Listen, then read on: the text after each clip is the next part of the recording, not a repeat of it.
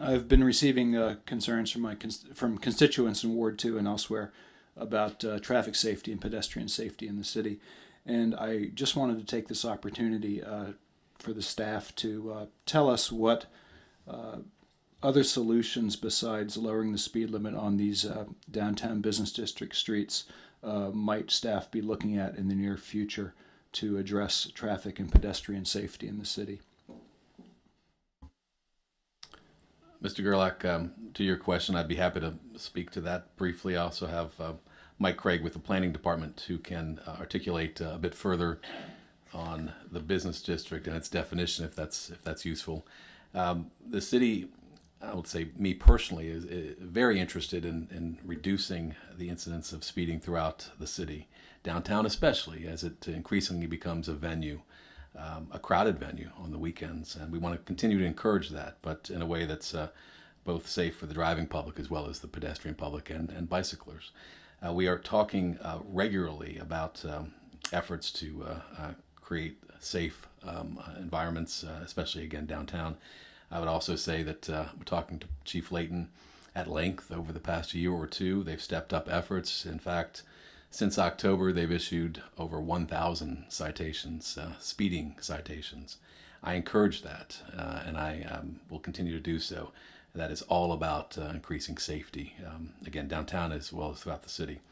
Specific to downtown, we're also working, as council is likely aware, we've talked about this in the past, on conversions of one-way to two ways. Eventually, we're doing some work in 2023. Again, we've got significant infrastructure that is two-lane, one-way traffic, and the idea is to reverse that trend on major corridors over time, so that that one-way traffic becomes two-way traffic. Most experts will tell you that in and of itself slows traffic as well. We've also have additional bump outs downtown and are continuing to talk about other infrastructure, again, that traffic calming measures that will help, again, reduce speed throughout the city of Fredericksburg. We are serious about taking additional initiatives to do just that, and obviously we want to hear from council about what they're hearing so that we can take that into consideration as we move forward. Again, happy to talk further about the business district if that's helpful to you as well. Thank you. I just wanted the public to understand this is not the be-all to end-all of solving our speeding problems downtown. Yes, sir. More work to come for sure. There's, in fact, we won't stop looking at initiatives that, again, create safe environments, especially downtown. And again, happy to have your input throughout this process. Again, this is just a transmittal for tonight with action expected at a later meeting. Thank you. All right. Thank you, Councilor Gerlach. And call on Councilor Graham. Thank you, Mr. Vice Mayor. While I'm definitely in support of this, definitely in support of making downtown safer for everyone, I think one of the issues we're going to find, and maybe have found, Mr. Baroody, you mentioned the number of citations that our police department has been issuing, but at the same time, and I think we might have all seen this story in the Freelance Star, in the past week about the number of automobile accidents and fatalities, and that they are unfortunately increasing, not just in Fredericksburg or Virginia, but across America. And the citations, I think they're good, but I don't think that it's enough. And I do hope that we take this as an intermediate step, with the final step being designing the streets for the speed we want them to be.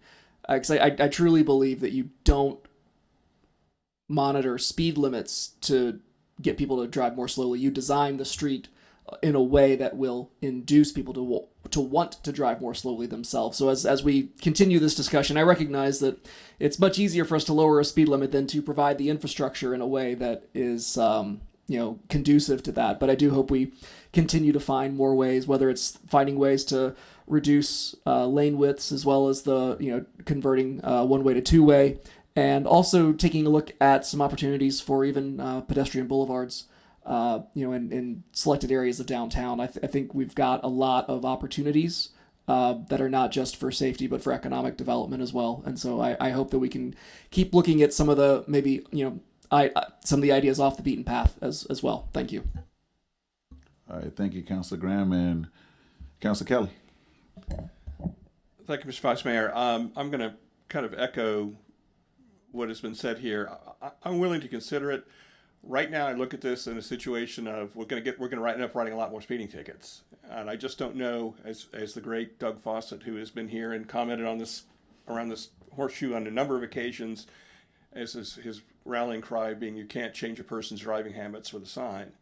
So as we move this forward, I think it needs to be more of a holistic discussion on exactly what kind of traffic calming policies are we looking at. What is the enforcement issue going to be? I'd like to hear from the police chief, because at the same time, I know that there's a lot of other things the police department's doing. We need to know how much effort and everything else is going to put into this too. But I think this needs to be more of a holistic discussion, that this will be a piece of, and then we're planning to do traffic calming design, hear from the police department what they can and cannot do with regards to manpower, and then make a decision on more of a package as opposed to just one little incremental change. Thank you. Thank you, Councilor Kelly and Councilor Devine. Thank you, Mr. Vice Mayor. I agree. I think it's a combination of street design, enforcement, but also, I had asked the police chief this question when we talked about this previously, but I am curious as to the citations, the breakdown, whether it's if we have any demographic breakdown, or is it people who are local, is it people who are out of town, who are getting the most citations, is there an age group, and I only say that because if we are trying to potentially change some habits, it may be helpful to again talk to our driver's ed folks, make sure our hotels, that there's maybe some awareness there for people who are driving from hotels through our city, just to add to the education piece when it, again, I think it is helpful for people to understand what it means. It's not just about the ticket, it's about safety. So if we can work on that, but again, targeting people in a positive way, as far as, if we're seeing, again, citations being written for certain ages or out-of-towners or something. Anyway, thank you.